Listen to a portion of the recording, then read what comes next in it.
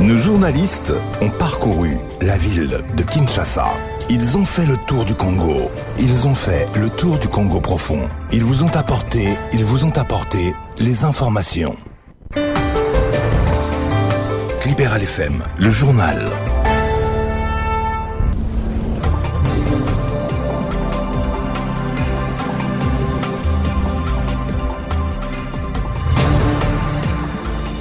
Il est 13h à Kinshasa, une heure de plus dans la partie est de la République. Mesdames et messieurs, bienvenue dans cette mi-journée de la 89.4 MHz. Tout de suite les sommaires. Le président de la République, Félix Tshisekedi, continue son séjour dans l'espace Grand Katanga. Après Kasumbalé Sayor mercredi, ce jeudi, le président vient d'inaugurer le centre de négoce dans la province de Doualaba, où il va inaugurer d'autres ouvrages. À 3 jours de clôture des dépôts des candidatures à la présidentielle de décembre prochain, la CENI enregistre des candidats Martin Fayoulou, Moïse Katumbi, les passeurs Abraham Galassi et aujourd'hui une première dame, il s'agit de Joseph Ifoku, ont déposé leur dossier en attendant la suite. Affaire Mwanga Chouchou, plus que quelques heures, la haute cour militaire rendra son verdict final. Au cas où cet élu de Massissi est reconnu coupable, il risque la prison à vie et une amende de 10 milliards de dollars pour dommages et intérêts. Les détails, c'est tout de suite dans ce journal. Le son du Congo profond. Ce journal vous est offert par Fleuve Congo Hotel, by Blazon Hotel. Je vous le disais dans les sommaires, le chef de l'État Félix Antoine Tshisekedi Tshilombo séjourne dans la partie de l'espace Katanga.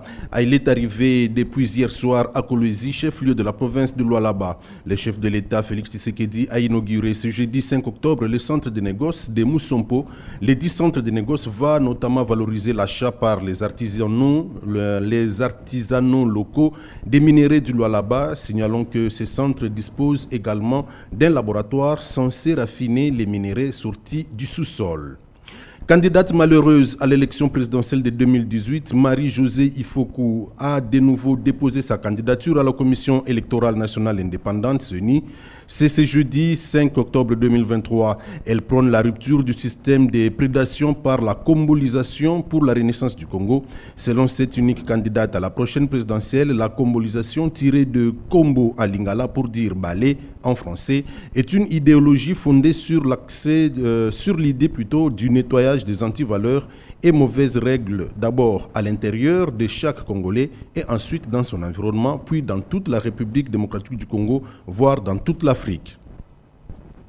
Élection toujours, enfin, la candidature de l'ancien gouverneur du Katanga, Moïse Katumbi, au scrutin présidentiel prochain a été réceptionnée hier, mercredi 4 octobre 2023, par les BRTC de la CENI. À en croire les porte-parole du parti Ensemble pour la République, Hervé Diakessé, qui faisait partie de l'équipe mandatée pour le dépôt du dossier, tous les documents ont été remis en originaux. Il s'agit notamment de l'extrait du casier judiciaire et du certificat de nationalité. Il indique par ailleurs que la candidature de Moïse Katumbi vise à restaurer l'intégrité du territoire national et à redonner sa dignité et sa fierté à un peuple longtemps abandonné et oublié. Maître Hervé Diakessé est au micro de Gracienne Dambi Massoudi. En séjour historique du mercredi 4 octobre 2023, Ensemble pour la République vient de déposer solennellement la candidature de Moïse Katumbi à la magistrature suprême pour être le prochain président de la République démocratique. La marche des dépôts de candidature ne pouvait que se faire sous les signes de la sobriété. Raison pour laquelle Moïse Katumbi a délégué son mandat. La candidature de Moïse Katumbi vise à restaurer l'intégrité de notre territoire et à redonner sa dignité et sa fierté à un peuple longtemps abandonné et oublié. Elle vise à restaurer la paix et la grandeur à un pays pillé et mal dirigé. Elle vise à donner aux Congolais le sens de la réussite et de la responsabilité au lieu du tâtonnement, des pleurnicheries et de la navigation à vue. Elle vise surtout à restaurer des valeurs comme le travail, l'effort, l'égalité des chances et la solidarité au lieu de la corruption, des détournements, de l'impunité, de l'instrumentalisation de la justice, des fausses promesses, des mensonges et de la vie facile. Au prix d'un sursaut national, avec Moïse Katumbi, un nouveau Congo est possible. Dans les jours à venir, Moïse Katumbi va s'adresser au peuple congolais pour lui faire connaître sa profession de foi et les motivations profondes de sa candidature. Martin Fayoulou sera bel et bien dans la course à la présidentielle de décembre prochain. Lui aussi, il a déposé hier mercredi sa candidature à la CENI. Martin Fayoulou, président de l'ECID, a déclaré devant la presse qu'il a échangé avec le président de la CENI sur la transparence des élections. Il dit lui avoir proposé d'organiser un cadre de concertation entre la CENI et les candidats présidents pour définir les règles du jeu du vote. Suivez-les dans cet extrait proposé par votre rédaction. Un cadre de concertation entre le CENI et les partis prenantes, c'est-à-dire les candidats présidents de la République, pour qu'on définisse les règles du jeu et qu'on les comprenne. J'ai évoqué l'article 47.3 et 47.5. J'ai dit au président de la CENI, ma présence ici, ma candidature, c'est pour contribuer au combat de la vérité des Dieu. Donc nous n'avons pas aujourd'hui. Le fichier électoral n'est pas connu. Je lui ai expliqué. Je lui ai dit que dans l'opération d'octroi des duplicata, on continue à enrôler les gens. Il m'a demandé de donner des exemples. Je lui ai donné des exemples. Il y a des gens qui sont partis sur 10 personnes. Il y a au moins 6 qui ne retrouvent pas leur nom. On leur fait de nouvelles cartes avec des nouveaux numéros. Il y a des gens qui prennent des duplicata, oui, avec le même numéro. Ceux-là, on trouve leurs données dans la machine, dans les serveurs. Donc il y a un problème sérieux de crédibilité. Donc je dis au président de la CENI, il ne peut pas penser que ce processus lui appartient ou appartient à la CENI seulement. C'est un processus du peuple, c'est un processus des parties prenantes, donc il faut qu'il se ravise. Et sinon, ça ne peut pas aller, on ne le laissera pas faire ce que Nanga a fait pour qu'il vienne l'accepter plus tard. On n'acceptera à personne. Il y a un serviteur de Dieu dans la course à la magistrature suprême de décembre prochain. Il s'agit de pasteur Abraham Galassi, représentant légal de l'église La Louange, qui a également déposé son dossier de candidature à la CENI. C'était hier, mercredi 4 octobre. Ce nouvel acteur politique a déclaré à sa sortie du bureau de réception et de traitement des candidatures de la RDC n'avoir aucune prétention ni jugement à émettre sur le processus électoral car il a été mandaté par Dieu pour présenter sa candidature. Il est dans cet extrait choisi par Grace Kenny. C'est Dieu qui nous a mandaté de venir déposer notre candidature parce que c'est le temps de Dieu, tout simplement. Nous n'avons aucune prétention. Nous avons obéi à la voix de Dieu. Dieu veut bénir cette nation parce que Dieu l'aime. Nous ne sommes pas là où nous ne sommes ni pour les uns ni pour les autres. Nous avons des églises où tout le monde est là-dedans, dans leurs différents partis politiques. Nous en sommes les pasteurs. Mais aujourd'hui, le Seigneur veut se lever au travers de l'Église et au travers de notre modeste personne. Nous ne sommes pas là à vouloir incriminer qui que ce soit, parce que chacun joue sa partition. Et pour accomplir toutes choses, Dieu qui est le commencement et la fin, nous a mandaté afin que l'on reconnaisse tout vient de Dieu, que la victoire appartient à Dieu et que nous puissions diminuer pour que lui se glorifie.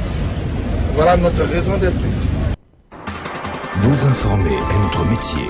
24 heures sur 24, votre rédaction est opérationnelle. Nous changeons de chapitre, nous parlons cette fois-ci de la justice et la haute cour militaire rendra ce vendredi 6 octobre son arrêt définitif dans l'affaire mettant en cause les députés nationaux élus de Massissi Nord Kivu, Edouard Mwanga Chouchou. Selon plusieurs sources dignes de foi, vous le saviez, il est poursuivi pour trahison, détention illégale d'armes et participation à un mouvement insurrectionnel.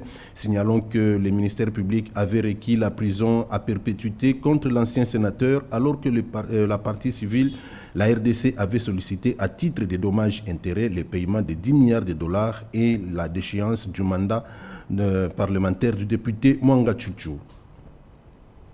Le monde célèbre la journée internationale des enseignants, c'est 5 octobre. Elle a pour thème les enseignants dont nous avons besoin pour l'éducation que nous souhaitons. L'impératif mondial de remédier à la pénurie des enseignants. Cette année, l'objectif visé derrière ce thème est de mettre au premier plan de l'agenda mondial l'importance de stopper le déclin du nombre, puis de commencer à augmenter leur nombre. Dans un message collectif, les DG, DE et les SG de l'UNESCO, l'Organisation internationale du travail, le Fonds des Nations unies pour l'enfance et l'International de l'éducation ont demandé au pays que la profession la plus attrayante est valorisée, où les enseignants sont appréciés, écoutés et soutenus de manière adéquate pour répondre aux besoins de chaque apprenant.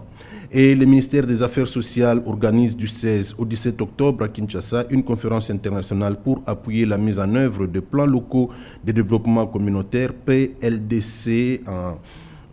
C'est dans ce cadre qu'il a organisé le mardi 3 octobre à Kinshasa un atelier pour préparer ces assises. Cette rencontre a permis aux participants de valider 3 documents, à savoir le modèle de promotion de l'entrepreneuriat rural basé sur l'agrobusiness, les recueils des normes et standards et les répertoires des métiers innovants de ces programmes. Sur Libéral FM, Kinshasa, Congo central. Libéral FM. Bandundu, tout le Congo est à l'écoute de Libéral FM. Société spoliation de parcelles dans la ville de Kinshasa. La parcelle située sur l'avenue d'Ibaya au numéro 3 dans la commune de Kalamou et appartenant à la famille Sungani est confisquée par M. Daniel Epeko Monga qui se dit propriétaire sans document. Pour Sungani Diantete, représentant la famille Sungani qui s'est confié à votre rédaction, seule la justice reste leur dernier rempart puisque tout a été fait pour récupérer cette parcelle, mais les malfaiteurs continuent à financer les cours et tribunaux en leur défaveur. Monsieur Sungani Diantete est au micro d'Alfred Serge Bandikou. Je suis opprimé par un magistrat. Il s'est marié dans la famille, il s'est marié avec une nièce. Mais tu sais qu'il ne connaît même pas la genèse de cette affaire. Il y a seulement 21 ans, quand je suis revenu en 2009. Et on a essayé un peu de chercher un arrangement amical au niveau de la famille. Par rapport au conseil de la famille, on s'est retrouvé en queue de poisson. Il fallait maintenant opter la justice. Et pourtant, j'étais vraiment dépossédé. Et parce qu'il y a un gendre qui s'est marié dans la famille qui s'occupe de ça. C'est lui le responsable. Il s'impose. Parce que pendant que lui il est là, moi j'ai pas de droit. Il est même au-dessus de la loi. Et je me demande, parce que vu le tas de lieux de la justice que le président de la République a pu faire dernièrement. Et on dit très bien que la justice élève une nation. Mais à partir des magistrats verraient comme ça là, comment on peut élever une nation? Et surtout ce qui est dangereux, il a même eu une promotion pour aller à Kindu. Avec la médiocrité comme ça là. Il s'appelle Damien Epeko Monga dit Dada. Je ne sais pas si il est juge ou commissionnaire ou avocat. Il est toujours derrière les cours et tribunaux pour chercher des dossiers. À chaque fois, quand j'ai eu le premier jugement, en 2018 plutôt, le tribunal de grande instance m'a octroyé le certificat de l'ordonnance pour que le conservateur puisse m'octroyer le certificat d'enregistrement. Ils s'est imposé, ils ont rétracté cette ordonnance. Et nous sommes revenus au même tribunal pour que le tribunal nous départage. Le conservateur était obligé maintenant de sursoir l'affaire. Et on a essayé de sursoir. Et voilà, maintenant j'ai eu les gains de cause sur RPS par rapport à la loi OADA. Le sport sur votre radio 89.4 Libéral FM. Les sportifs de Kinshasa ont vécu hier mercredi les derby quinois historiques entre le Daring Club Motema Pembe et l'ASV Club. Le DSMP a fait l'essentiel en battant par 1-0 l'ASV Club de Kinshasa. L'unique but de la partie est intervenu à la 71e minute de jeu. L'œuvre est de Mido sur un coup franc près de la surface de réparation. La victoire des Imaniens intervient après 6 ans devant leur éternel rival qui est l'ASV club. Vous informer, c'est notre passion. Vous informer est notre métier. 24 heures sur 24, votre rédaction est opérationnelle. Voilà qui met terme à cette édition du journal, mais avant tout, voici les rappels des titres.